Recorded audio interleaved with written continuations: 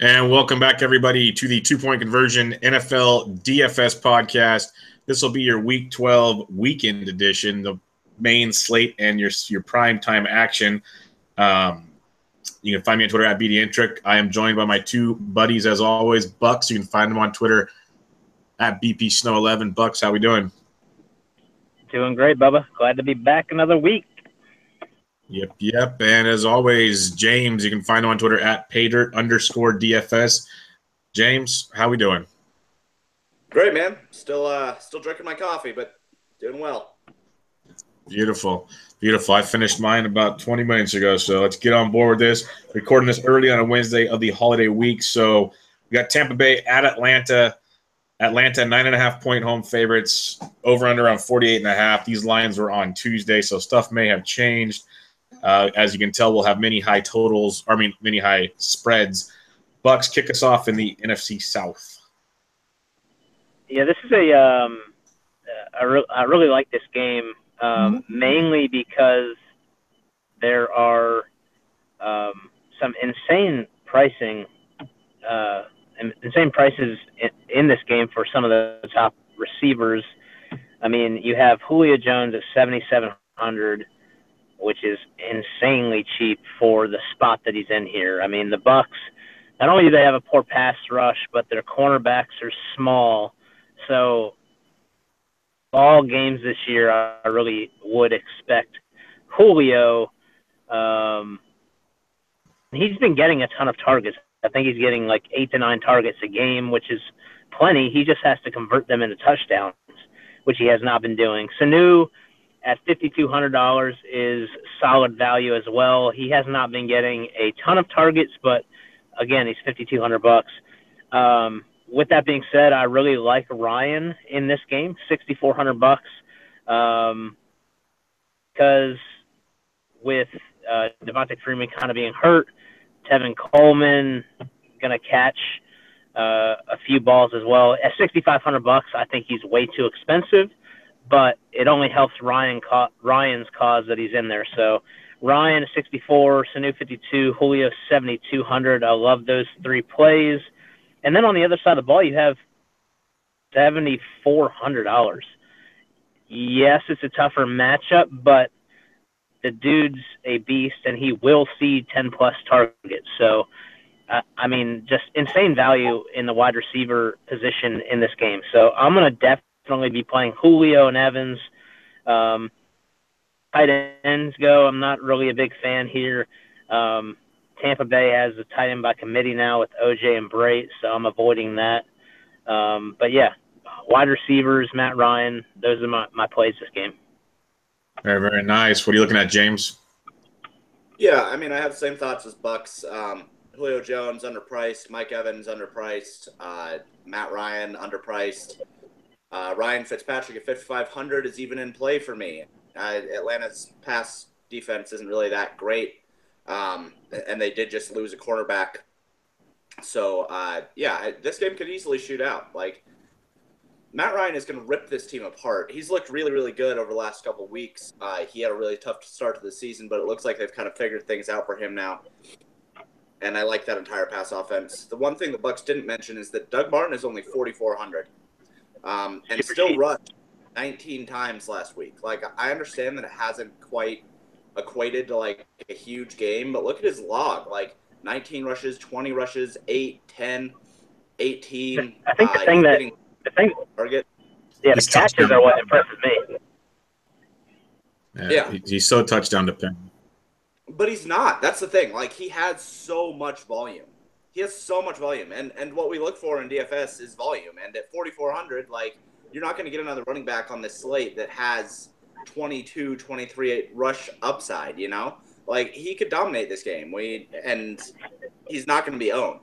So I like Doug Martin at 4,400. I think that he's worth a shot in GPPs, but obviously the passing game is what people are interested in here. Julio Jones and Mike Evans are both underpriced, so I like the same things Bucks does. I just think Doug Martin's also worth a shot. I agree. Yeah, I really like Matty Ice, and I haven't liked him at all this year, so I think he's in a very good spot in this one. So I agree with you there, Jones. I've been Sanu week in and week out, so I prefer Sanu at 5,200, but it is very cheap for Jones.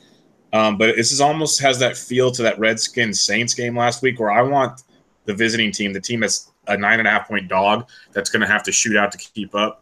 So you can get Fitzpatrick at 55. I love Evans, but the guy that was not mentioned yet, or I think is in a prime spot again, they're 30th in the league versus the wide receiver 2 position, is Deshaun Jackson.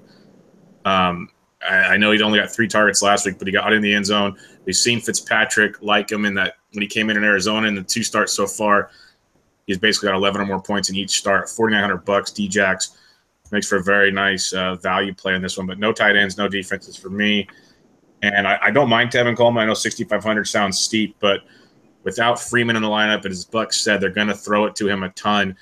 He's been very, very, very productive in this spot. So this makes for a nice spot for Tevin Coleman with some big upside in this matchup. But, yeah, I kind of like the Tampa Bay side of it just for the shootout angle. They're going to have to keep up.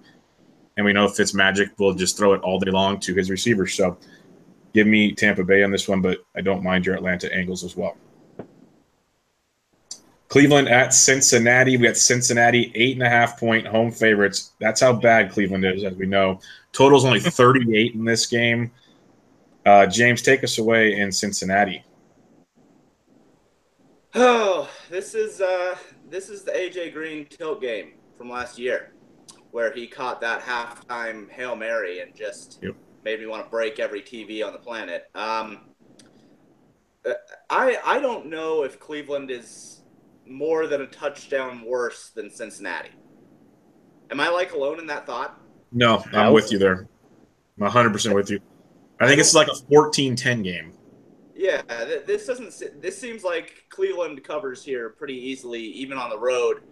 I know they have been atrocious, but they've had the lead a couple times this year, and Cincinnati is god awful. So I don't know. They also have Corey Coleman back against Cincinnati. So yeah, love that play.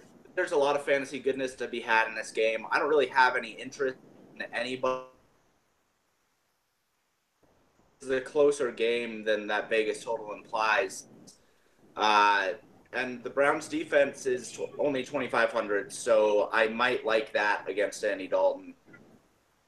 Bengals defense is grossly overpriced at 3,900. Do not play that. But yeah, I don't really have any interest in this game. I think that it's closer than people will think, but I still don't even know if either team will break 20 real life points. So that's very, very fair. Bucks, what do you like in this one? Yeah, I mean, James pretty much touched on it, but Corey Coleman, I really like this game. I understand that this shouldn't be too high scoring, but Coleman had 50% of Kaiser's passing yards last week. Yep. 50% is crazy. And so he's getting like 38% of the targets, 50% of the passing yards. So I do like Coleman in this game. AJ Green at 8K seems like a typical week. You'd think, oh, okay, that's pretty decent value. But then we just talked about Julio and Evans, sub $7,900. So why the hell would you play AJ Green with Andy Dalton when you can get Julio and Evans and a bunch of other guys much, much cheaper? So I guess I could see it as a GPP flyer or something like that, but I'm not going to go there. The last person I'll mention is Mixon. He is $4,400. He just had it. Yeah, he just had his first 20 carry game, and so I think they are starting to commit to giving him the rock, and I like his talent. So if this game truly is like a grinded out type performance, then I do like Mixon at $4,400. Yeah, I'm glad you mentioned Mixon. Mixon's the guy I'd rather have over Doug Martin, in my personal opinion.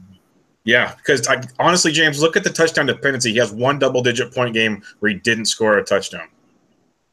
No, and he's had 20 carries every game. I get that. I get that. The thing that I like about Doug Martin recently is that he's catching the ball finally. So, I mean, look, so Doug Martin is basically the exact same play as Joe Mixon this week. Like, look at what they have done. They're the exact same play. Like, they both – if Joe Mixon, we have to say if, if he gets 20 attempts, because he's not average 20 attempts, he's getting the same amount of targets as Doug Martin is, and this is going to be a lower total. It's against a better front seven. Like, I don't know why you'd want Joe Mixon over Doug Martin. Doug Martin was just as good of a talent as Joe Mixon was. Well, because as we've said, lower totals means more rushing attempts, whereas a higher total means more throwing if they have the same targets. Doug has gotten 3, 2, 0, and 2 in the last 4 weeks targets. Higher totals don't more passing.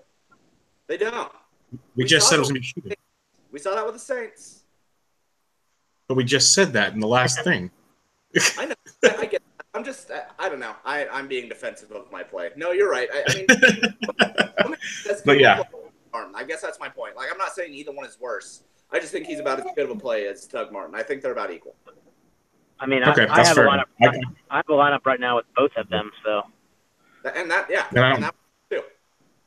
Yeah, I don't hate that. But outside of Mixon, Coleman at 43, I think it's an outstanding price. Bucks hit on all that, so did James. And then the only other guy I keep going back to the well, and he produces basically weekly, is Duke Johnson at $4,600. They target him 6 or more times in almost every game this year, and he goes and breaks them. And I know it's a GPP play weekly, but Duke at 46, if he plays, I think is a value. This game, basically, we're not stacking this game. This is a value. If you need value spots in your lineups, you can go and search for it. The only kind of high-priced guy I would look at would be Tyler Kroft at $3,900 against the Cleveland defense, which is horrific against tight ends, absolutely horrible against tight ends. So this could be a big Tyler Kroft type week. I believe they've played. Have they played them yet this year? Yes. This is the week or 24.8. He had 6 catches for 68 and 2 touchdowns earlier. This was the game where yep. Maybe you should play Tyler Kroft, and then one of our listeners took down that $2 over on FanDuel. So yeah. Kroft at 39, definitely in play for me if you need that. All right, let's go to a game that's either going to be horrific or pretty darn entertaining. Tennessee at Indianapolis. Indy's a 3.5-point home dog. Totals around 44. It's got all kinds of options here. Bucks, what do you like in this one? This is like the one. If I had to choose one game to watch this week, this would be that game. Like, I love the setup here. I think 44 as the going to get blown by, in my personal opinion. And I like the spread. I think it should be fairly close. Mariota's $6,300 is insanely cheap. He had 4 interceptions last week and still hit value. Brissett at $5,400. I used 6 times this year. I think he does it again here. I do like T.Y. Hilton. He's $6,700, and he is one of those. He's either gonna get you 30 plus, or he's gonna get you like 10. And so I like this spot, and I think they're going to have to pass to keep up. So I do like T.Y. this week. I like a full Tennessee stack. I love Rashard Matthews. Is there a single wide receiver in the league that is blatantly undervalued, like as far as pricing goes, more than Rashard Matthews? It's crazy. He is so cheap every week, and he's like guaranteed 5 for 60 minimum every week. And so I like Rashard Matthews. I love Davis this week, $4,900. He's starting to get some targets. He's that big body. Mariota's starting to click with him. And then Delaney's $5K as well. I mean, he is a monster. He's getting like 8 to 9 targets a game. So I love a full passing stack. I like a Brissett and T.Y. stack. And then, I mean, if you want to get weird for some reason, DeMarco Murray's catching a ton of passes, and he's only $5,200. So he's insane value too. So that whole side of the really like. So, your thoughts on this one, James? Yeah, I mean this could be a good game, but I'm worried about Jacoby Brissett. He's in the concussion protocol right now, and if Scott Tolzien starts this game, that changes everything. it's no longer a good game. Like, at that point, you have both Tennessee running backs in play because I'm not sure that Indiana moves the ball literally at all. Like, Scott Tolzien's bad. If you think that Jacoby Brissett is not very good, Scott Tolzien is like half of Jacoby Brissett. But with that being said, yeah, this is an exciting game. Both Tennessee and the Colts are very, very bad on pass defense. You have cheap wide receivers in this game. Rashard Matthews, 5,100, who, like Buck said, constantly underpriced. T.Y. Hilton at 6,700 is fantastic. He always, always, always rips the Titans to shreds because all they do is play zone, and all he does is just sprint straight through zones on fucking streak routes out of the slot. Like, that's all that he does. So T.Y. Hilton at 6,700, I think, could actually go overlooked on this slate because people like to play him when he gets below 5,500 in this offense. But if Jacoby Brissett plays, I like T.Y. Hilton a lot. At tight end, Jack Doyle at 4,500 is probably in play. Like, he still draws a lot of targets. And if Jacoby Brissett plays, I'm just going to start every single sentence that I have with that. Then Jack Doyle's in play. Delaney Walker at 5K has still not found the end zone, which is insanity considering his market share. So at 5K for him, he never gets ownership, but I could see him going off in this game pretty easily. And then Marlon Mack, 3,600. Bingo. His price doesn't go up, dude. Like, he's Crazy. averaging 0.1 fantasy points per game at 3,600. He's too cheap, especially for this game. He's too cheap. So, yeah, I think this game can be good if Jacoby Brissett starts. If he doesn't, then I'm avoiding it entirely. Yeah, I agree completely. Like, if Brissett's in, this has the shootout aspect that both you guys have mentioned. Mariota at $6,300 is outstanding. I think he's a great pivot off of people that want Matt Ryan at 64. I think it's a great way to go against the grain in a bit. So Mariota could be a really good play there. Matthews, like you guys said, just continues week in and week out. Davis's targets are up. I like it all. Delaney, T.Y. I get. If Brissett is in, I love Marlon Mack at 36 because, as we've said, that means scoring will be abundant or should be abundant, giving to passing attempts to Mack. If Brissett is out, Frank Gore at 36 becomes very intriguing to pound the rock because they're going to want to slow this game down a ton. He's gotten 16 or more carries in 3 straight games. If he can sneak into the end zone, he makes for some really interesting value at 3,600 if Brissett is out. But I'm hoping Brissett's in because this, like Buck said, this is one of those games you just want to sit down and watch. This could be highly, highly entertaining, good football. Buffalo at Kansas City. Kansas City, after getting beat by the Giants, are still 10-point favorites at home. 45-point total. Ty God is back under the center this week. Thank God, because that experiment didn't go too well. James, kick us off in Kansas City. Well, Tyrod Taylor game here because he's only 5,800, and he's probably slightly angered with the coaching staff after last week's little experiment, which how was it that the entire fantasy football industry was like flipping their lids about Tyrod getting benched, but nobody on that coaching staff understood? Like that show you how little coaching staffs care about analytics in the National Football League. Like, if you were to look at the stats, there's no way you're benching Tyrod Taylor for a rookie, especially in the playoff hunt. So that just chalk another win up for analytics. Tyrod Taylor 5,800 is fantastic.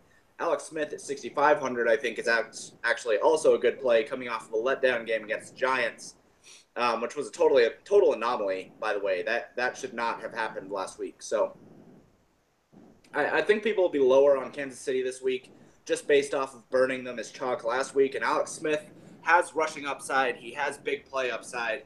And this kind of feels like a game where Kansas City is going to get after it and really put in some work against this Buffalo team that's not good.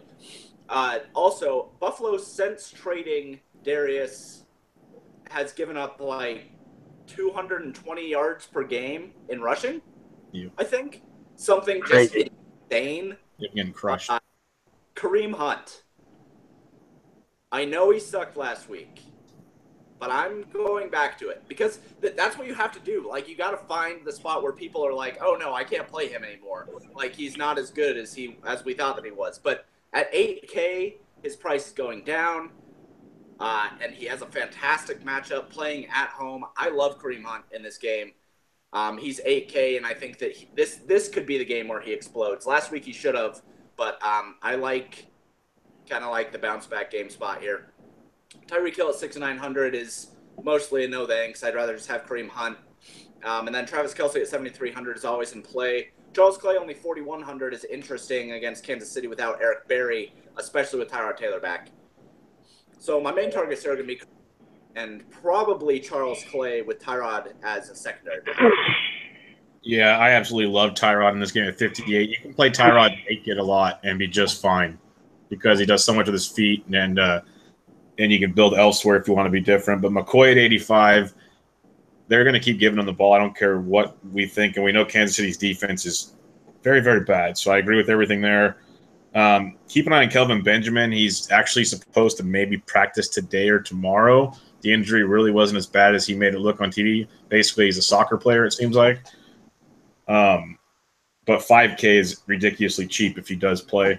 The upside he could have there because Taylor is going to love him. But you look at guys like you mentioned Smith's upside. Hunt at 8K, even when Hunt has a bad game, which he's had 3 straight ones, he gets you 10 points. And I know it's not what you want for 8K, but when your floor is 10, you're already at a good spot. So I love the call on Hunt there. People are going to keep going away from him as that price drops. Then you got Kelce and Hill. They're pricey. I don't mind them, but I'm not going to go that direction this week. But like Hunt, Taylor, McCoy are my main ones there, and then go around that. What do you got on this one, Bucks? Yeah, I think Tyrod, only because he's going to have to use his feet this week. Clay, those are probably the only 2 real options I have in this game. It seems like their entire receiving core is banged up. So really, Clay and Tyrod, he plays. I will not play a Kansas City Chief. I think Kareem Hunt is incredibly overrated. Yes, he is in a really, really good spot, and he's going to have his good games, but I just don't like Kareem Hunt. And so I'm going to fade of the week every single week he plays, typically. I'm not a big fan of Tyreek Hill either this week. I think both are very, very, very big play dependent, which, I mean, can definitely work for you. But for that price, I think there are a lot of options on the slate that you don't have to go there. And so I do like Tyrod and Clay, but that's about it for me. All right, let's move Miami at New England. New England 16-point favorites. Ridiculous, but justifiable. And the total's 48. I'll be short and sweet with this. Tom Brady's a great play as always. Cooks finally had his big one. If you don't want to pay 71 for Cooks, Amendola at 58, I like a ton. The wide receiver 2, slot guys, everybody torches the Dolphins. That's good value in a very, very productive offense. We know Belichick doesn't care about running scores up for a while, at least for 3 quarters. They could still put up a 40-burger on the Dolphins. It would not shock me. That's how bad things are in South Beach. Gronk at 69 is actually pretty solid. It's actually really nice if you think about it. And then the Pats D at 34. Just play the Patriots, and I love Dion Lewis again at $4,800. Everything there. If you want to make a game stack for some weird reason or something else, the Pats defense has gotten much, much better, but Landry continues to get his at $6,800. It's a little steep for me. I'd rather go T.Y. Hilton or somebody else in that range, but he is there, and no one's going to play people against the Patriots. So GPPs, you can look that direction, but it's mainly New England, and it should be chalky. But the biggest concern, and I know one of you guys will say it, is if it is a blowout, what do they do? But my faith is in Belichick to continue to put points on the board and throw the ball. So if you want a Burkhead, if they run it down, go for it. But I'm going Dion Lewis at that spot. Bucks, what do you have on this one? Yeah, I mean, I have it written down here that normally I'd say that if this spread, game flow would leave or would lean on the Pats utilizing their running backs and just pounding. But Belichick is Belichick and Brady is Brady, and they don't like letting up. And so Brady at $7,700. He has 6 300-yard games this year, and he has 7 multi-touchdown games this year. So $7,700, he's hit value the majority of the season. So you have to play him in a lineup somewhere. I do like Deion Lewis at 4,800. I hate that there's such a committee here, but if I had to go somewhere, it's going to be him. But again, there's other options we've already talked about around the same price point that I think get a larger market share. The only issue is that are going to be in the red zone quite a bit this game, and so as far as scoring opportunities, it's going to be there. Cooks at 7,100 should eat this game again. I love that play. And then Gronk hasn't hit value in 4 straight games. And I think that might be like the first time in his career he hasn't hit value 4 straight games.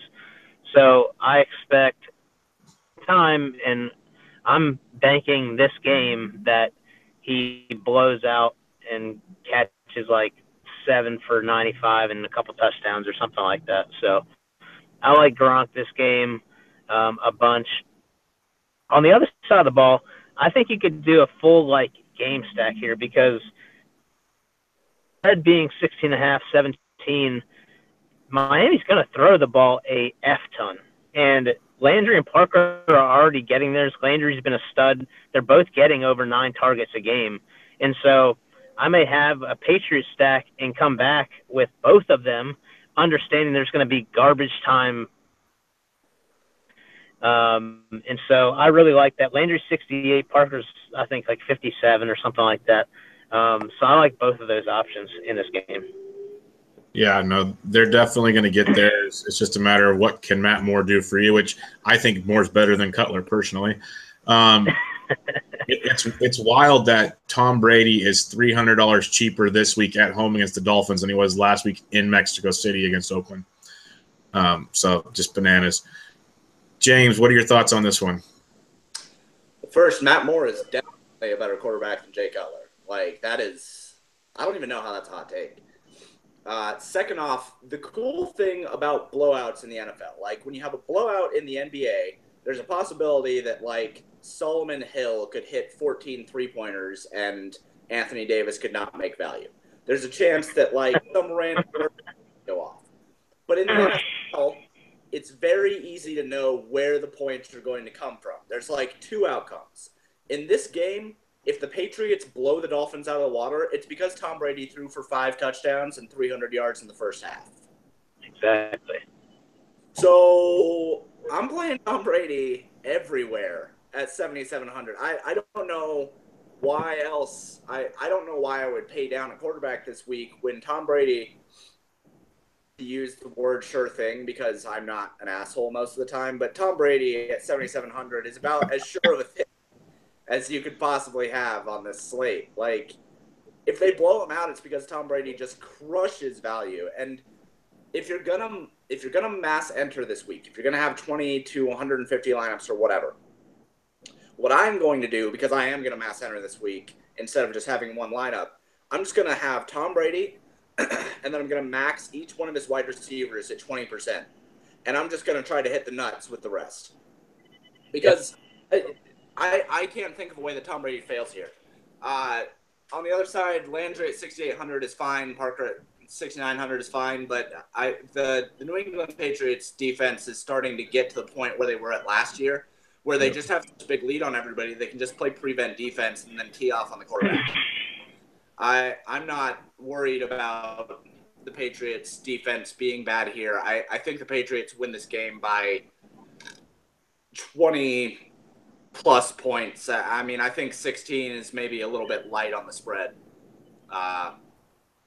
They can't really put a 20 NFL because they just can't, because they wouldn't make any money. But yeah, and I like this game for the Patriots. Rob Gronkowski at 6,900. If you don't have at least one 69 Gronk lineup, yes, then playing DFS for fun anymore. You're not having fun anymore. So I love all of the Patriots options. Yeah, and it's pretty wild. I know it's really early in the week for fan share, and most things they're tagging off of are Thursday only podcasts and everything. But the Patriots are barely talked about at all, it looks like. There's a lot of other places people are going right now. That's insane. And it's early. Like there's a lot that can change, but there's a lot of people on the Sunday slate that are ahead of most of the Patriots right now. So let's keep an eye on that as it breaks down throughout the week. Here's a game that looks like it could be horrible. Carolina at the New York Jets. Jets 4.5-point home dogs. Total is 40. Bucks, take us away, New York. I mean, Cam is 6,600, and I really like that price for him, primarily because he has been averaging like 7 or 8 rush attempts a game for like 45 yards. So super high. Been better without, and I like Funchess at $6,100. So Dixon at 3,100 is also intriguing. He's averaging 5 or 6 targets a game, and I think that this is going to be a closer game than people think, and so I think that, again, this is a game that can definitely go over for sure, and Cam's going to use his legs to keep them in it, if not win it. I'm avoiding the running backs, but if Forte plays $4,500, he is insane value. And I say that not because he's been a fantastic runner, but he's been catching a ton of balls. So if he plays, if his knee's healthy, which I would expect it to be, because I think they just had a bye, I think that Forte 45 is right up there, if not a better play, in my opinion, than like Doug Martin. But and then Anderson at 5,700 on the other side is just, I mean, they love going to him, so he's got value there. And I think that this game, if it goes over, he's going to have to be involved. And he's caught, I think he has like 4 games with a touchdown, straight games with a touchdown. So, James, what are your thoughts on this one? Well, we talked about it a couple weeks ago that the Carolina offense wasn't going to be bad all year. And we talked about it, I think 3 weeks ago. We said they're getting healthy. Cam's looking better. He's recovering shoulder surgery. And I mentioned that I was buying this offense. And I'm still buying this offense. Like, they looked fantastic in their last game. The Jets have been kind of coming back down to earth. Their defense has not been stellar. I think that the Panthers could just crush in this game, and they're all probably still a little bit underpriced. Like Cam Newton running for basically 50 yards a game right now, has touchdown upside with his legs again.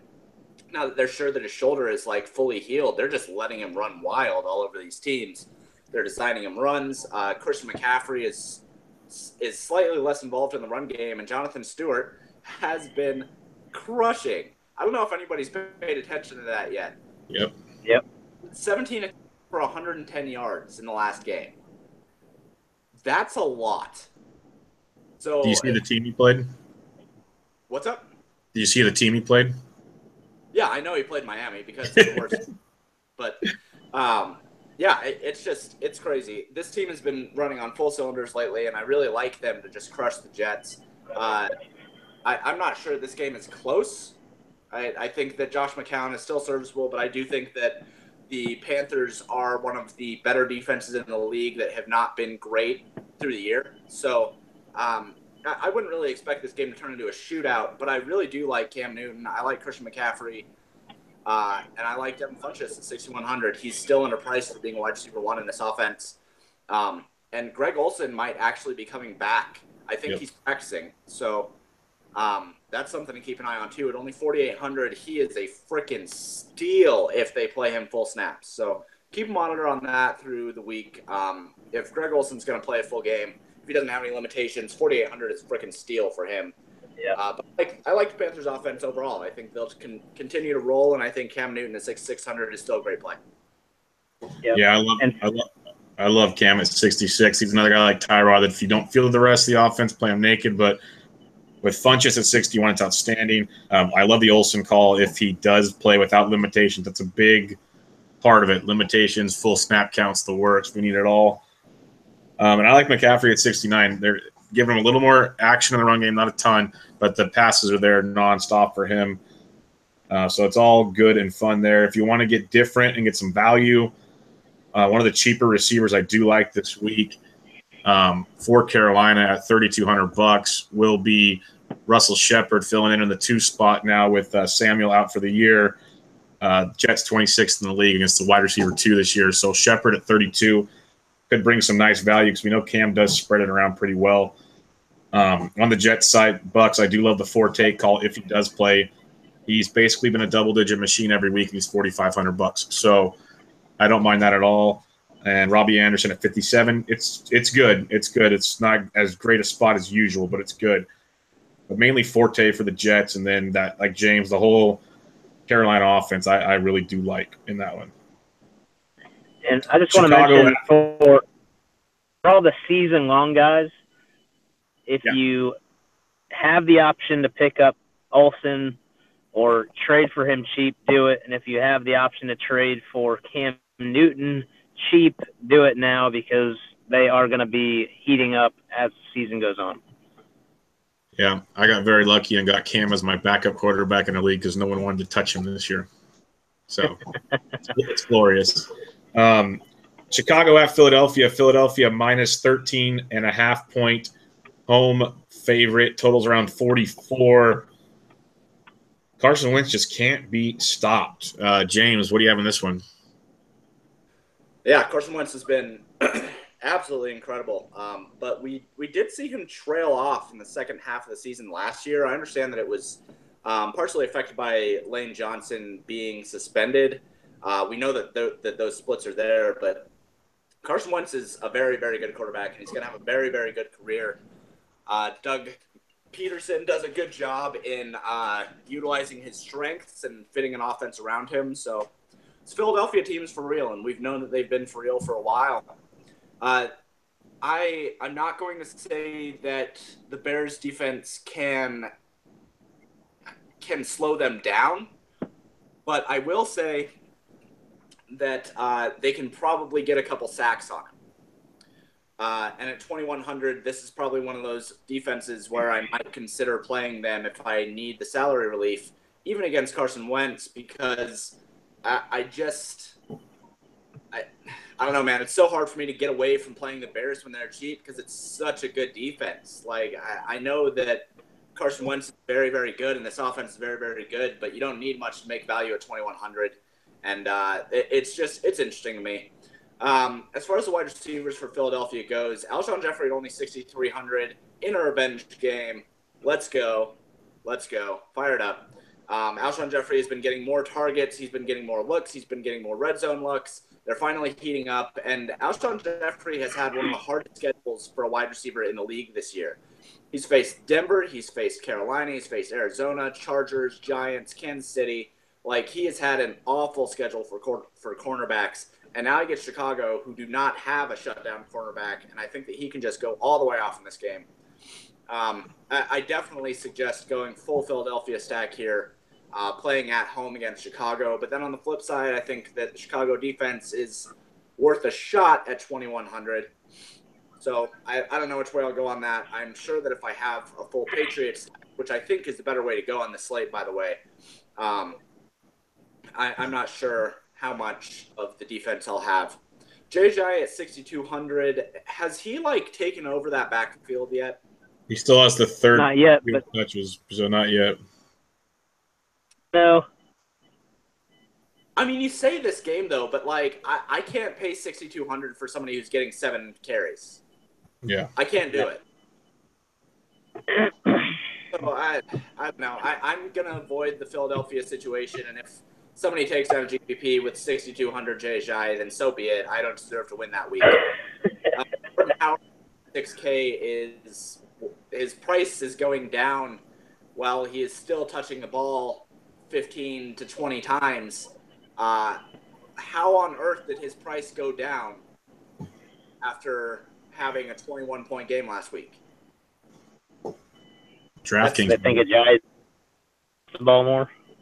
Okay, so what I want in this game is I want Jordan Howard at an underpriced price point of $6K. I want Alshon Jeffrey at $6,300.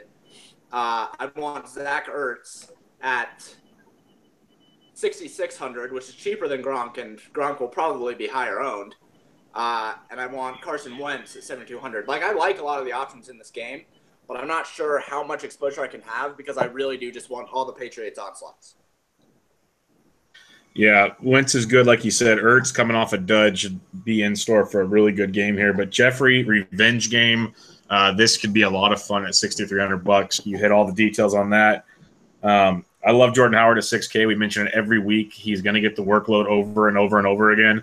And the one guy that's interesting for Chicago, if you need to save, and you mentioned him every week, the last few weeks at least, is Adam Shaheen at tight end. He's $2,600, and like you said, James, every week they give him the rock. He had 4 for 41 and a touchdown last week, so $2,600. I don't hate that at all, but that's about all I'm looking at there. I see your angle for the defense. I could look into that more if you want, if I need to, but I get that. Bucks, what's your thoughts on this one? I'm not a huge fan of this game. I think I would be all in on Jeffrey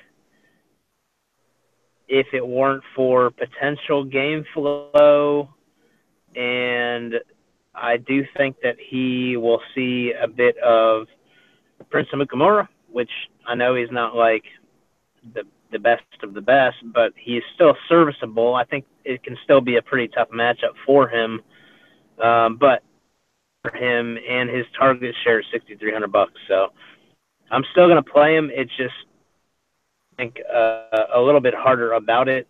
Ertz at $6,600 is pricey, but I do love him this game. And then that's about it, really. I mean, typically that I like Wentz in this spot, but the spread and so many other options on the board, I'm avoiding them. All right, let's move Seattle at San Francisco. Our boy, Beat Hard, is back after a bye week. Totals around 42.5. Niners 6.5 point. Home dogs. This one's very, very intriguing. I got a couple different angles here, but Bucks, kick us off on this one. Yeah, I mean, typically I really, really, really like Russell Wilson, and he has been balling out. But I do think that his upside is capped a little bit because he's not going to have to run this game, at least in my opinion. At $3,800, I love McKissick in this game, and I think they gave him a shot last game, and I think they're going to continue to roll with him, and his market share will just continue to increase. So I really, really, really love him at $3,800. I think that for an ownership perspective, Hyde at $5,500 is interesting to me because I expect him to be super low owned, but he is getting so much usage passing game that I still think that $5,500 he can reach value pretty easily, in my opinion. Baldwin is a beast. 7K is a little pricey for me in this game with this spread and this game flow, but I'm going to look there. But yeah, I mean, McKissick and Hyde are the two main options for me. I absolutely love that McKissick call. I have him circled as a big value. James, what do you have on this one? Well, CJ Beathard came through on our bold call last time. Do it again. Yep. He's 4,600. They're going to throw a whole bunch of times. He's playing at home. Like, I like CJ Beathard again. I'm with you. Doesn't have a secondary anymore, man. Like, everybody's injured on that team. Yep. So the spread is only 7, which the first time these two played, the spread was like 14 or something like that. It was like a 13 point. Yes, it was.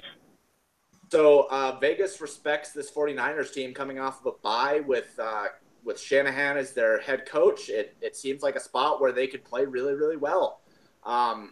If you want to be contrarian, I think that the way to do that is to stack up some San Francisco guys, bring it back with Doug Baldwin. That's a really, really intriguing way to go about this slate. I think that Bethard is going to continue to be undervalued by the fantasy community, especially against a Seattle team that people still think is good. People are just going to flock to Doug Baldwin, to Russell Wilson. But I like San Francisco side more in this game. I don't respect Seattle much as a team right now with all their injuries. They're on the road. San Francisco coming off a bye. I like all of the San Francisco pieces. I like Bethard. I like Carlos Hyde at 5,500. I like Marquise Goodwin at 3,900. I really like San Francisco side, and it's cheap. You can afford a lot of San Francisco pieces and then still stack up some of the high total favorites. Like you could have a San Francisco with Patriots pieces with Doug Baldwin coming back, and you can fit it. I like that option a lot. Yeah, I like it a lot. Bethard, Hyde, Goodwin is one of my favorite contrarian stacks on the slate. I have this one written in bold. I like it a lot. 46, 55, and $3,900. Goodwin at 39 is just ridiculous to me. I can't understand it. Number one option in that offense in the receiving core, I guess outside of Hyde technically, but it's a great play. I do like Baldwin a lot. And then McKissick at 37, like you guys said, like it's outstanding. A Bethard, Hyde, Goodwin, McKissick, Baldwin, even go 5 deep on it. And you could have everybody. You can pay up for a big defense if you want with some other big guys. You can make a very interesting lineup there that becomes very contrarian in GPP. So I like that a ton. Now, if you want to be, more standard, Russell Wilson is in a great spot. If it does stay reasonably close, he will continue to find his targets. Richardson and Lockett are always in play if you want value, but I like Baldwin much more if you can afford it. New Orleans at the Rams. This one is mind-boggling to me. Rams, not the spread. Rams are 2.5-point home favorites. The total's 53.5, by far our highest total on the slate. But you have the top 2 defenses in all of football facing off in the Coliseum. This one, it's I don't know, it's all over the place. James, what do you have in this one? It's a weird total. I think that it's deserved because both of these offenses are incredible as well. But I feel like the Rams' strength is stopping the run, and New Orleans is a run-based team. I don't know. I think that a Gurley Rams defense stack could work really well here because Drew Brees hasn't had to throw a lot. And he might have to here. And the Rams, I think the Rams win this game easily. And, man, but it's really hard because Mark Ingram and Alvin Kamara are 2 of the top 5 running backs in fantasy this year, which is insanity. Like, I cannot wait until next year when people are taking both of them in the top 10 of fantasy leagues for season long, and I'm just laughing all the way home. Like, their efficiency has been absolutely ridiculous. I understand that Alvin Kamara is a good athlete, and I understand that Mark Ingram's had great volume, but this season has been like a total outlier for any running back combo that's ever been. Yep. I don't really know how to attack this game, though, man. I understand that it's a high total, but, I mean, both of these teams like to run. I just take Todd Gurley and kind of go with it. I don't know. I'd rather hear you guys' thoughts. I don't really know how to do this game. Yeah, when I was taking my notes down for this slate, I got to this one, and I just, like, you could see a shootout, or you could see a 10-7 football game. It's so all over the board. So I love Gurley overall at $8,800. He's my favorite play in the game. But I don't mind the Rams defense or the Saints defense if you want to take that gamble, or you just stack the offenses. But I prefer Gurley at the defense, like you, James, and I'll pick my poisons elsewhere. But this might be the game that wins people the GPPs, and I could totally miss out on it, which has been the story for the first 11 weeks. So, Bucks, what do you got on this one? Unless I missed it, I am shocked that neither of you, after both of you have touted Cooper Kupp at 5K, he's not bad at all. I mean, Robert Woods is out. Yep. So Cooper Kupp immediately, I think he gets 10 targets this game. And so I really like Cooper Kupp this game. Big Gurley fan every week, but I do love him this week. And then really like. I think he's pricey, but I really like Thomas this week. He's been getting a massive amount of targets. He's been catching a ton of balls, and he just hasn't been converting them into touchdowns. And so I think that changes at some point. And I think he has a really good shot here with this total to do that. Now, getting to the New Orleans running backs, I agree with everything both of you have said, especially James. I think it's insane that you stack both of them and go with a full New Orleans running back stack at $16,200 to stack two running backs on the same team. It's just insane. I'll get to this, but one of the stacks that I really like this week because of ownership reasons is, again, Carr, Crabtree, and Cooper. I can get three of them for $16,500. Man. And if I'm playing 20 lineups, I'm definitely going to have two of them where I stack both Ingram and Kamara. But I'm fading both of them here because I don't know. The efficiency has been so ridiculous that how does it continue? But who knows, man? I really love Kupp. I love Thomas, and I love Gurley. And yes, I completely agree. I think that New Orleans will have to throw the ball more this game, and Breeze under pressure has not been good this year.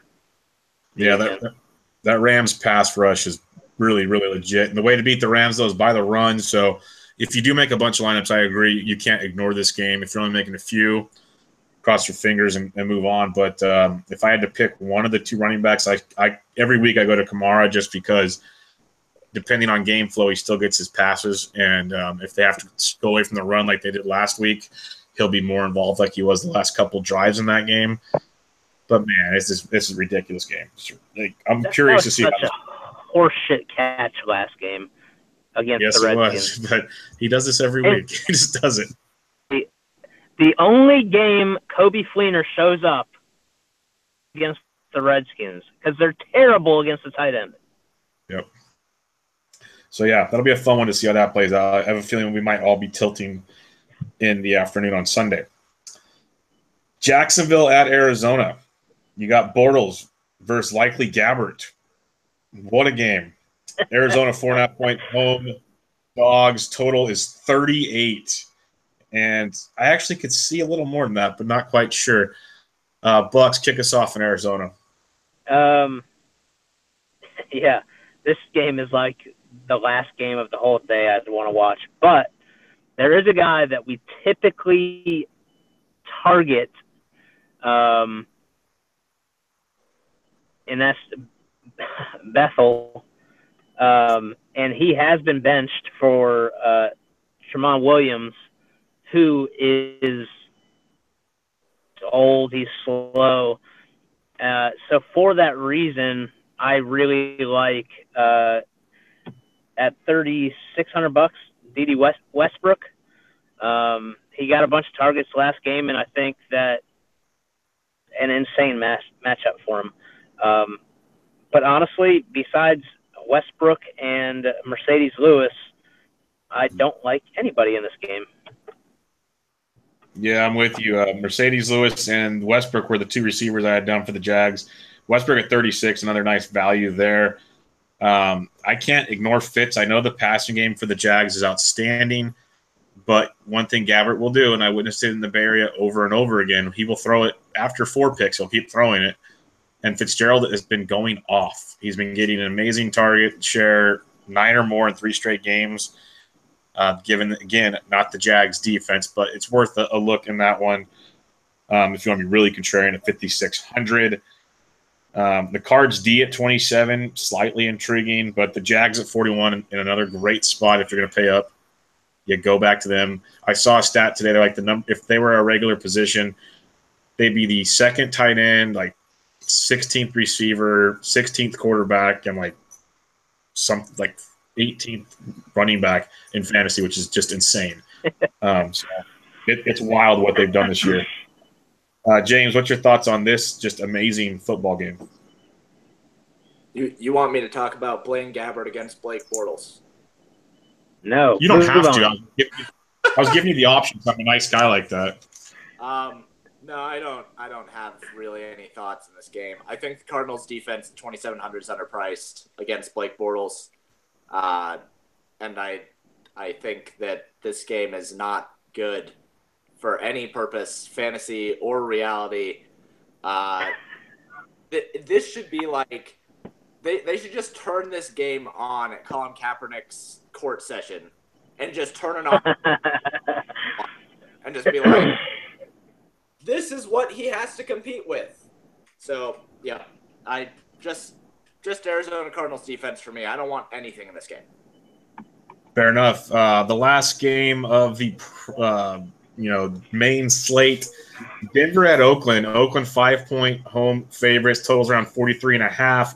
This game actually, I think, could be really, really entertaining. I'm going to go here. If you want to be real weird, I'd rather go Beatard at 4,600, but Paxton Lynch at 44 against that Oakland defense is very intriguing.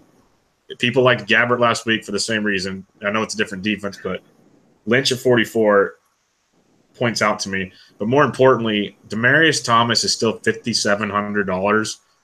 Is criminal, absolutely criminal. Just absolutely machine over and over, 9+ targets in almost every freaking game, or at least 4 straight. And Emmanuel Sanders 52. Don't hate any of that. Bucks mentioned it already. The Carr, Crooper, Crabtree stack is money, money, money. If you think Lynch will be as horrible as he's been his whole career, Oakland's defense at $3,000 is intriguing because their defense is that bad. No one will own them. But I don't mind Lynch, Thomas 1-2, or Thomas by himself. I like a lot if you want to go that way. If you want to put him with your Carr, Crooper, Crabtree stack, I don't hate that at all. James, what do you like in this one? Well, first, I have seen actually plenty of talk about both starting Paxton Lynch and starting the Raiders defense this week. Yeah, I think that it is just criminally insane, like medically insane, to want to start the Raiders defense at $3,000 when they have not gotten an interception yet this season. No thanks, man. Like, what are you trying to accomplish at 3K? I would much rather roster almost any defense below the Raiders than the Raiders. The Raiders are like the last defense I like, especially if they're going to be popular. I think that Demaryius Thomas at 5,700 is fine, but I know that I think it was Scott Barrett put out a stat that showed the market share for Paxton Lynch. It's like 60% of Paxton Lynch's passes go to Emmanuel Sanders at 5,200. And that is where I'd like to attack, especially because people have been more on Demaryius Thomas, and for good reason. He's been much, much better this year with Brock Osweiler and Trevor Siemian. But, yeah, Emmanuel Sanders, I actually think that Emmanuel Sanders is the better wide receiver anyway. And at 5,200 against this Oakland Raiders defense, if I'm going to take something out of this game, it's Emmanuel Sanders at 5,200. I'd rather play Bethard at 4,600 than Paxton Lynch. And I think that an Oakland stack, I'm against an Oakland stack, but only because the Broncos have not given up a lot of yards through the air. They're giving up touchdowns. But the reason for that is because they haven't been able to move the ball on offense. So teams have been in the red zone so much against them that obviously some touchdowns are going to happen, you know? So I think that that's sustainable. But at that point, I'd rather just have Crabtree because he's the only Crabtree or Seth Roberts rather than Amari Cooper, because I don't think that Amari Cooper is going to be busting those big plays.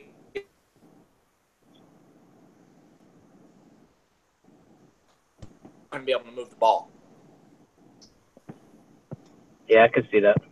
So that's my thoughts. I think that Emmanuel Sanders is the best play in this game. Yeah, I love the Sanders call for sure. Bucks, what are your thoughts here? Yeah, I'm a fan of the Raiders stack. I already mentioned it. They're and mainly because of ownership and value. I mean, they're insanely cheap. I did write down. I always write down game notes before I look at like DK and the pricing, and I wrote down Raiders D with Paxton Lynch, and then I saw they were 3K, and I was just like, man, this. I mean, they should be. I was thinking they were going to be like 2,400. And now they're 100% out of play for me at 3K. So I like Demaryius Thomas. I really like Emmanuel Sanders because Demaryius Thomas has 3 straight touchdowns, and I think that ends because the focus will be more on him. But again, Cooper, Crabtree, and Carr, please. I like it. Let's go to Sunday night. Blowout potential. Yet again, theme of the week. Green Bay at Pittsburgh. Pittsburgh 14-point home favorites. Total 41.5. We saw Pittsburgh just go bananas on Thursday night, finally, against Tennessee. James, kick us off here in Pittsburgh. So we talked about how the Patriots don't mind running up the score and how Bill Belichick doesn't mind running up the score. Mike Tomlin actually goes after running up the score. Like, that dude is such an egomaniac. He loves to run up the score when he has the opportunity. We've seen it over the last couple of years. When they play at home especially, he'll just keep the foot on the gas pedal, man. They do not care. And Ben Roethlisberger just chucks it 40 yards down the field to whoever's over there all the way into the fourth quarter until they get pulled with 2 minutes left. So this game could easily turn into just a gross blowout for Pittsburgh. But I don't have any reason to believe that the starters wouldn't be the main reason for it. Like, they're not going to get pulled until it's 45-7 with 6 minutes left in the fourth quarter, you know? But with that thought, I don't know who goes off in this game. Like, it's easy for me to say with the Patriots that I really like Tom Brady because he's pretty much the engine for that team. But for this team, Ben Roethlisberger could throw 5 touchdowns yards, or Lev Bell could run for 225 yards and 3 touchdowns. So is it going to be the running game or the passing game that goes off? I don't know. This one's harder for me to nail down. The one thing that I do know is that Brett Hundley sucks and that the Packers suck, and that I'm not taking any of the Packers. The only one that I would want is Devontae Adams, and that's only because he's been the only guy to have any sort of fantasy relevance with Brett Hundley at quarterback. So I think all the Pittsburgh Steelers are in play. If you can nail down which one gets the party, then more power to you. I would probably be more inclined to just take a shot at Martavis Bryant again at 4K. The other guys are just really high priced, and I won't be able to afford them with Patriots stacks. So I don't know. I prefer Patriots still over Pittsburgh, but I understand going to Pittsburgh at the same time. Like, I think that both are great plays. I just prefer Pittsburgh, I prefer Patriots because I know what's going to happen if they run up the score. Yeah, I get it. Bucks, what are your thoughts here? Yeah, I mean, I think this is a spot where I think you're right, James. They could definitely put up 45 points. And if they do so, I think there's no issue with stacking Ben, Lev, Antonio, and Juju. I understand it's crazy expensive, but you can definitely do it. Because if they put up 45, there's enough to go around, I think, to warrant all of it. I mean, Le'Veon last week had, say, by looking at it, a mediocre game, and he scored 20-plus points. I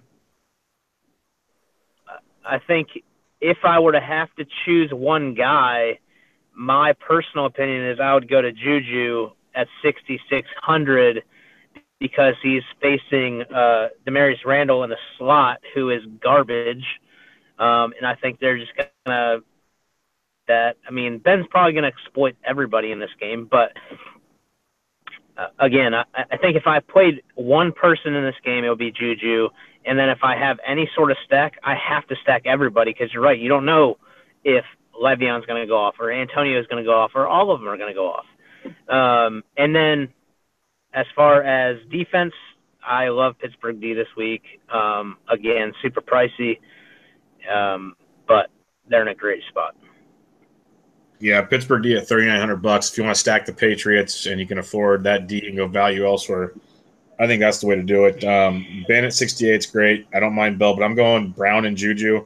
That'd be my three-man stack. I think they're going to throw all over Green Bay. That's how you beat Green Bay, is through the air. And given Bell, I know, gets his passes. But we saw what Brown finally did last week, and Juju's just been a monster at $6,600. I like all that. On the Green Bay side, you guys hit Devontae Adams at 58. I don't hate that. It's the Steelers' defense is legit. If you're playing the small slate, the primetime slate, Adams or even Jamal Williams will get a lot of action because they're going to want to slow this thing down as much as possible.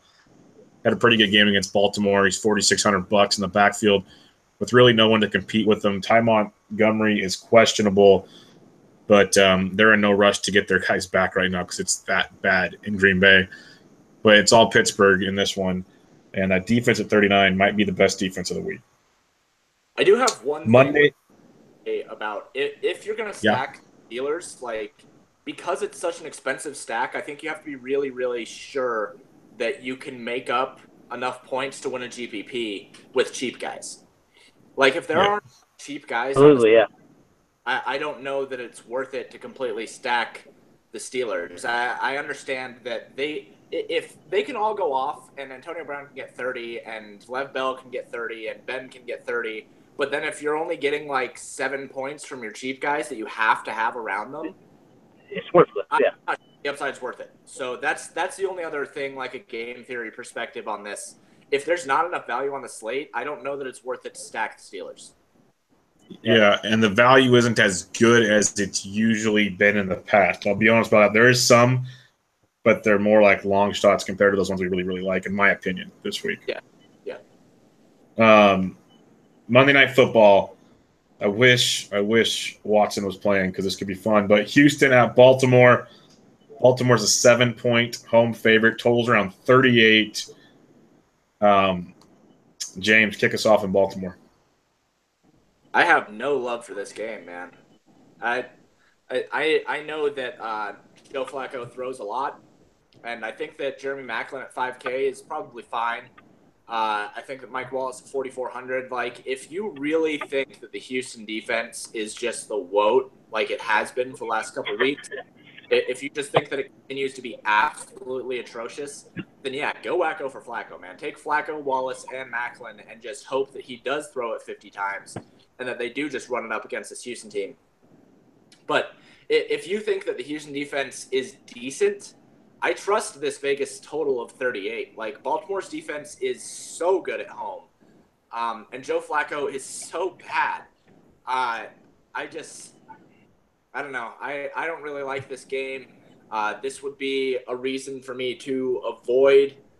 I mean, if you look at Joe Flacco, even in the game where they won 23-0 against Green Bay, he only put up 10 fantasy points. He's just, God, he's so bad for fantasy. I'd just so much rather go Bethard and just stack up San Francisco than go against this Houston team. I understand if you'd like to have Mike Wallace or if you'd like to have Jeremy Maclin and get both those plays, that's fine. But I don't have any interest in this game. I think this is just total barn burner, and Tom Savage is really bad. I don't hate any of that. Bucks, what do you have on this one? Garbage. This whole game is garbage. Houston's garbage. Ravens are garbage. I do like the Ravens D, obviously. But I will say, if you were to play a couple guys in this game, the two guys I would are Maclin. He is going to be covered by Kareem Jackson, who is not good. So I do like Maclin this week. And then I understand how good the Ravens D, but Lamar Miller is top 10 running back in the league as far as And so he's pretty cheap this week. If you need somebody around that price range, you could do worse because I think that in this game he's going to have to catch balls. But again, the Ravens D is good, man. So that defense is pretty much the only play that I can have. I understand that Andre Hopkins is good and they're going to continue to throw it to him, but I mean, 7 for 80, he's not hitting value unless he scores a touchdown. So, yeah, I loved Hopkins last week at his price, not so much this week. no. Only way I'm playing this game is if I'm playing the primetime slate, and I'll look at guys like Alex Collins at 4,600 in the backfill for Baltimore, which I don't mind at all there. I agree with the Lamar Miller call. Macklin Wallace, you got Fedorowicz at $2,800. You can beat the Baltimore Ravens with the tight end, so that's a good value. Tight end at 28, and then the Baltimore defense at 38. I do like quite a bit. Agree with you guys all on that one. That's about all I'm looking at, and that's prime time only. I'm not putting any of this in a full week slate or anything of the sort. Before we leave, let's do bold calls. We're not playing the game this week. Let's do bold calls. Bucks, do you have a bold call this week?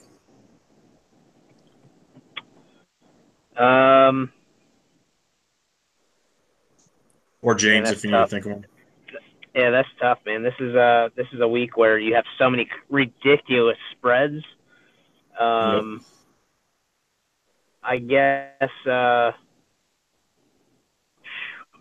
that's really tough. Bold call and goes for over $1.25 against Cincinnati. Okay. What about you, James? Bold call is San Francisco wins outright against Seattle. I like that a lot. My bold call is in that same game, but J.D. McKissick at $3,700. He's a top 15 running back this week. That's not even bold. Okay, what do you want me to say? He's $3,700. He gets 3x value. He gets 4x value, 5x value. I think he goes off. I'm talking like 20 points. Okay. Oh. Okay. Fine. That works. Top 15. 20 plus points is a bold call. I'll take that. Yeah, that's okay. I think he goes off. And top 15 is pretty big. That's talking 15 plus points every week.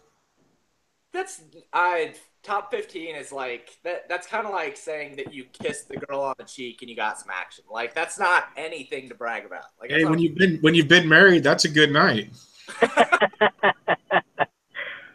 McKissick has more fantasy points than Kamara or Ingram. I like that a lot. There we go. There we go.